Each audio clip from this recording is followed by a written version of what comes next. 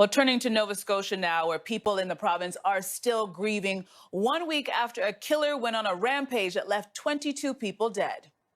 It means a lot to see how many people come together when something like this happens, like to see people, communities, and even provinces come together when something so tragic happens. Special tributes and vigils have been held across the province to remember the victims of the worst shooting spree in Canadian history. A week ago, the bloodshed came to an end when police gunned down the shooter at a gas station.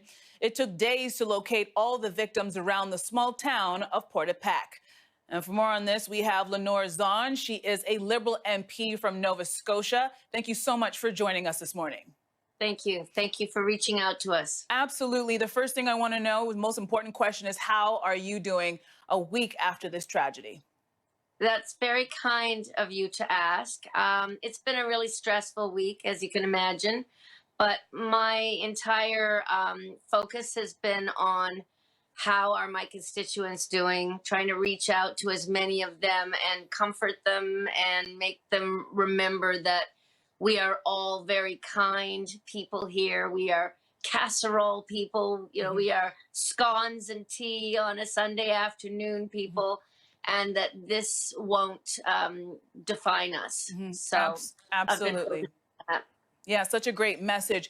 But let's talk about the impact that the Nova Scotia Vigil had on the community. Do you think people really needed that on Friday? Totally, absolutely. It really brought a lot of people together, and it gave us an outlet for our grief. Various different parts of it were very, very moving.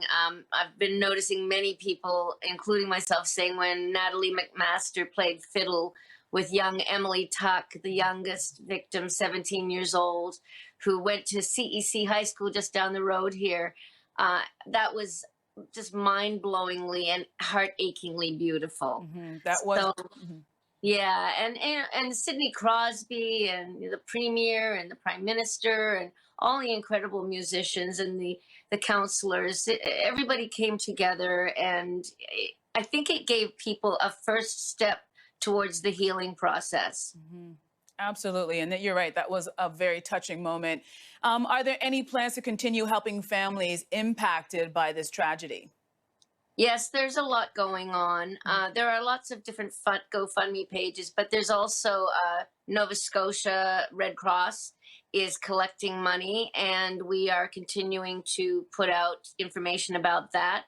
So if people want to go to novascotiaremembers.com, it'll take them straight to a page where you can make a donation for the families, and the Red Cross will distribute it. So I think that would be a very good way if anybody wants to help us at this point in time. There are children who are now sadly orphaned, and there's going to be a lot of help over the years needed for them, for their schooling, things like that. We're also talking about possibly doing a scholarship maybe in the name of Emily Tuck, if her family is okay with that. She liked the trades. She was interested in women going into different types of non-traditional jobs. So we were thinking that might make a really nice thing to do, a scholarship in her name for girls who want to go on into the trades or something like this. That is a fantastic idea. Lenore, thank you so much for taking the time to speak to us this morning. All the best to everybody out there in Nova Scotia. We are with you. We appreciate it, and we feel your love. Back at you. Thank you. Thank you. That is Lenore Zahn, Liberal MP for Nova Scotia.